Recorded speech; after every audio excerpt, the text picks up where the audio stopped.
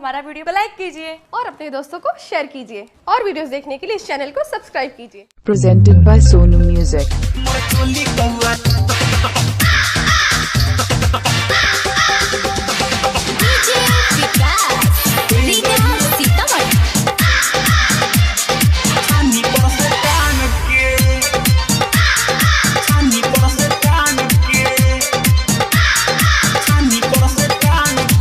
आप सुन रहे हैं सोनू म्यूजिक की प्रस्तुति। हम नैहर से तलाइल रहनी सखी से हो मांग के काव काव तो करते आइल घुसल छाजा लान के।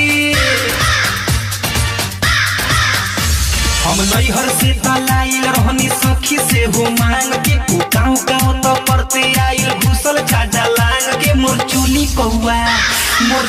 कौआ ले गई छानी पर से टांग के। मोर चोली कौआ ले गई छानी पर से टांग के। तोर चोली कौआ ले गई छानी पर से टांग के। मोर चोली कौआ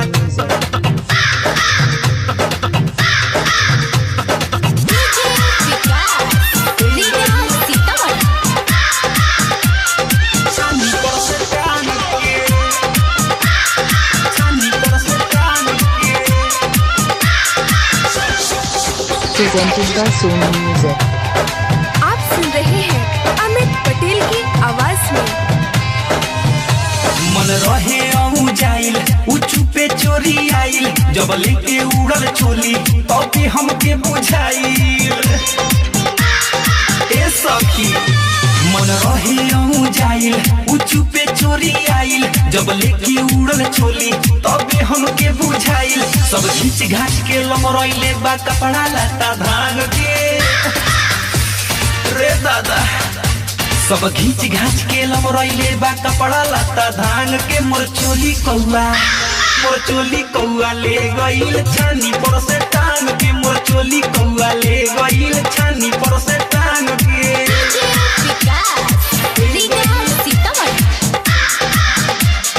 छानी पर से टांग के। छानी पर से टांग के। छानी पर से टांग के। Presented by Sonu Music. अभी चोली रहला नया एही से आवे माया लेके भागल बा दिल्ली की गइल मना गया। अरे कहां ले गइल दादा।